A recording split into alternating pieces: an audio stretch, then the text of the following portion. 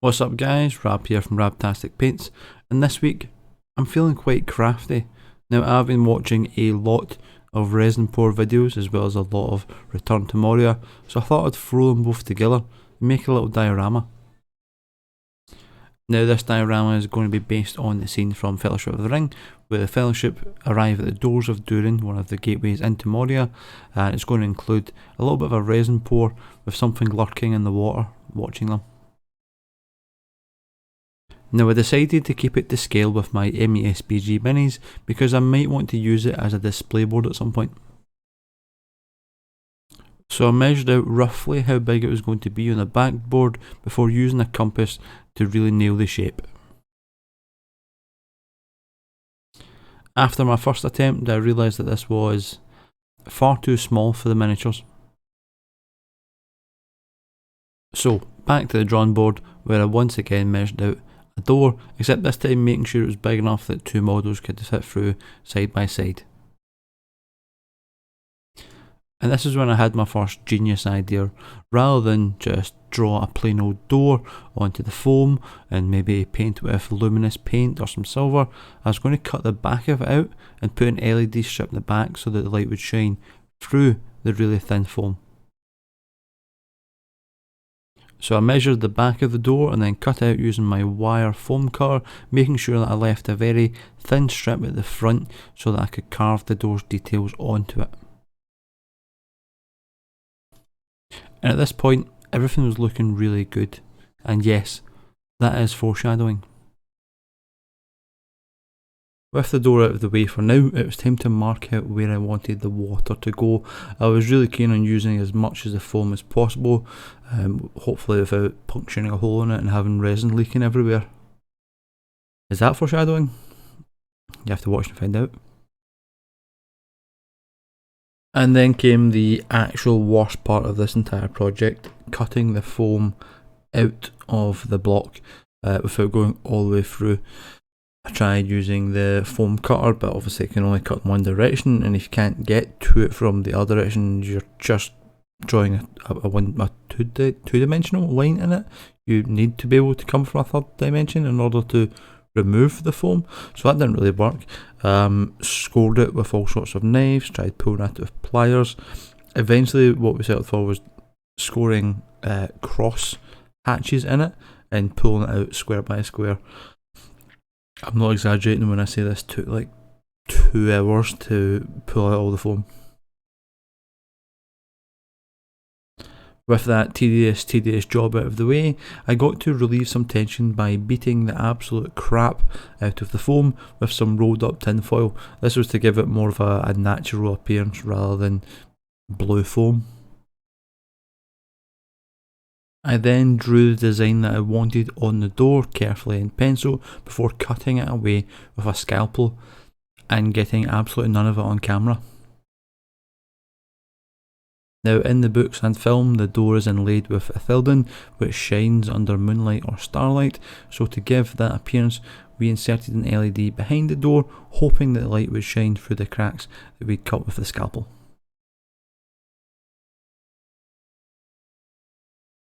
With that working rather successfully, surprisingly, I mounted a flat piece of very thin wood or very thick cardboard, I'm not sure what it is, it was from a picture frame, to the back of it in order to seal the gap and hold the LEDs and the control box in place.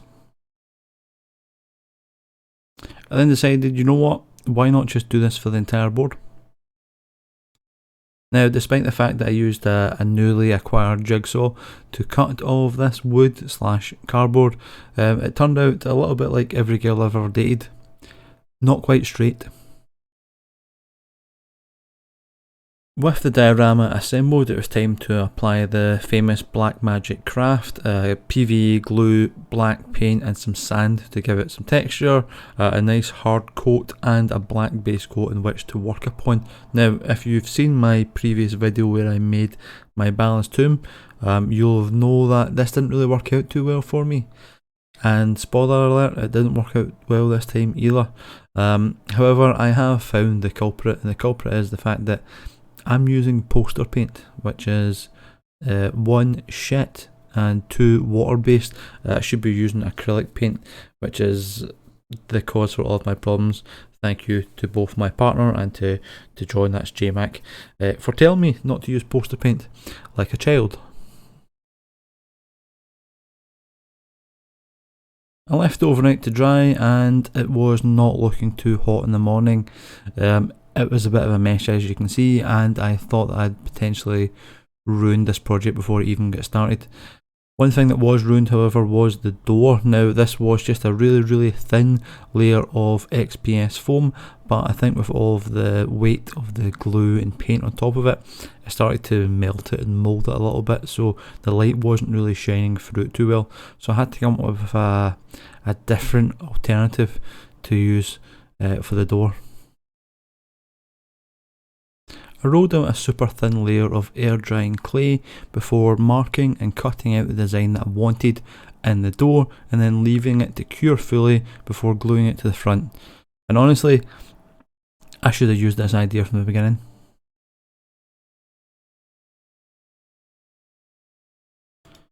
Once I was sure that the clay had fully cured, the whole thing got a spray of black spray paint and was left overnight for me to not look at for a little bit.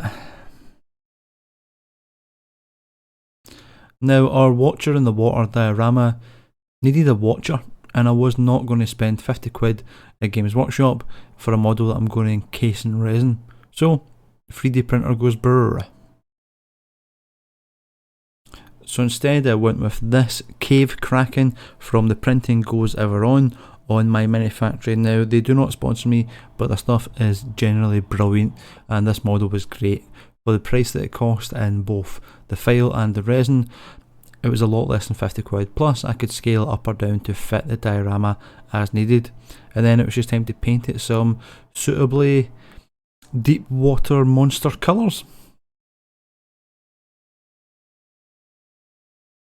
To paint, I used a mixture of orc skin speed paint with black legion contrast paint for the top halves of the tentacles, and for the bottom halves it was a mixture of orc skin and Gilman flesh to make it look a little bit softer. Then gave it all a good dry brushing with a flesh colour on the bottom and a green and then a yellow on the top, and then highlighted some of the bits on the watcher's head and eyes and gills.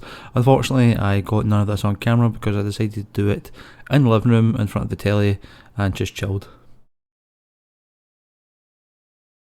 Now, as for the diorama itself, this was mostly dry brushing.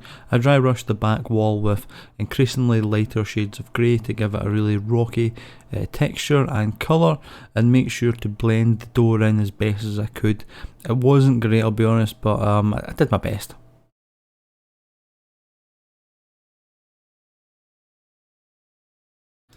I then repeated this step with the ground, except instead of using increasingly lighter shades of grey, I used increasingly lighter shades of brown because it's earth that they're walking on, not stone. I then applied some loose rock stones from Geek Gaming Scenic's basing range just to give it a little bit more variety to the overall board, give it a bit more colour because it was looking very dark at this point.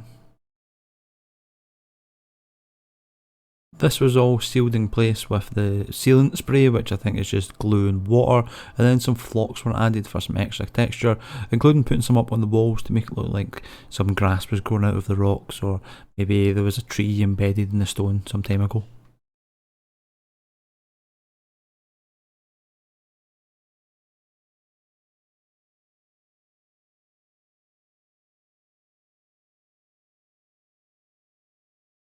Speaking of trees, I'd actually 3D printed off a couple of trees as well, and I hot glued them in place because I think the door is supposed to be beset on both sides by trees. I don't know if that's literal or it's just part of the design, but a couple of trees anyway. And then it was time to put the watcher in the water. Now, there were a lot of tentacles and I didn't know if I would end up using them all, but I really wanted him to be the focal point, as well as the door in the background to the fancy LED, but he was the main character here, so I fit all of the tentacles in, all coming out at random spots and all going in random directions, just to make it seem like he was taking up the whole board with his presence. And then came the part that we've all been waiting for, the resin pour. I was really excited about this. This was the entire reason that I decided to make this diorama. I've wanted to do a resin pour for ages, but I've never really had the opportunity or the confidence to do it. I wanted to do it for my Osgiliath board, but that would have been a huge amount of resin, and there's nowhere safely in the flat to do it. It would have wrecked the house if it went wrong. I don't have I've got a communal garden. I don't have a private garden. I don't have a garage, so it would have been done in my living room or more likely in the office, and it would have been a disaster if it went wrong. So here we are, a small resin pour just to whet my appetite. And as you can no doubt see, I grew a third arm just for this project. Seeing the watch in the water having so many arms, I was quite jealous, so I decided to grow a third one myself to hold my cup for me whilst I poured my resin components in. Now this is a 2-part epoxy resin that I bought off Amazon. It was like 15 quid for the 2 bottles, which add up to 520 mils of resin. A bunch of dyes, a bunch of powders to give it like glittery effects if you want to make jewellery, gloves, the mat that you see, a bunch of stirrers, and a ton of cups that would be great if you're like a tattoo artist. They're like tiny little ink cups. It didn't really help us very much because we couldn't find a container big enough, so we had to find a plastic pint cup. Now both parts of the resin get mixed in equal 1-to-1 quantities and then stirred quite a lot. Now the first problem we found was that I couldn't find something big enough to stir all of it, so I went through coffee stirrers, spoons, the back of a paintbrush, a metal straw, and then eventually we used a silicone kitchen brush. I added a couple of drops of blue dye as well as a drop of black just to give it a real deep dark water look. I didn't want this to be too transparent, but I still want you to be able to see some of the details through it.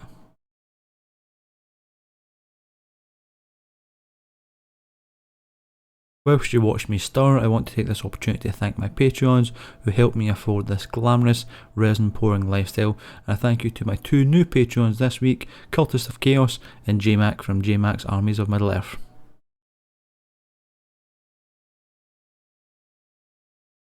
After a lot of vigorous stirring, it was time for the pour.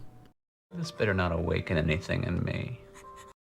Now the resin itself is self-leveling, and there wasn't a lot of bubbles to pop in it, but I had a long lighter handy just in case. I don't have a fire gun that you see the fancy YouTubers use, so this is just like a lighter on a stick. The one you use for lighting candles.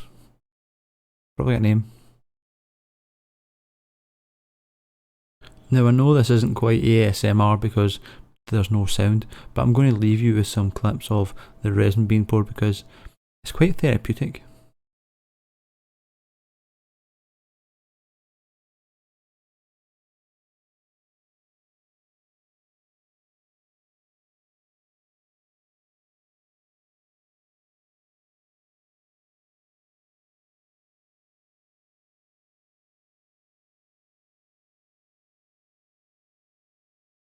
I gave it the full 24 hours to cure before I came back with some UV resin. Now in the books the water is described as boiling when the watcher appears, so I decided to draw some ripples on the surface of the water because it wasn't going to be perfectly still, and then I came back with a paintbrush and a little bit of white paint to paint some breakwater and some foam as well. I then went over the entire surface of the water with a clear dry PVA just to give it a little bit of texture, and that was it done.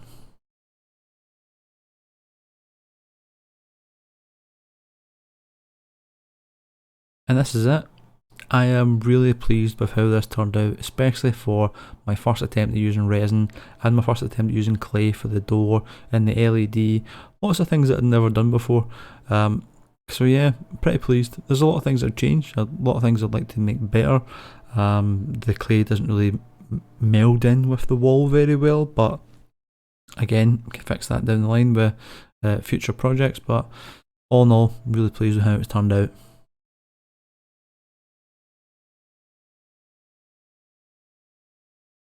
I hope you guys enjoyed the video as much as I enjoyed making this wonderful little diorama.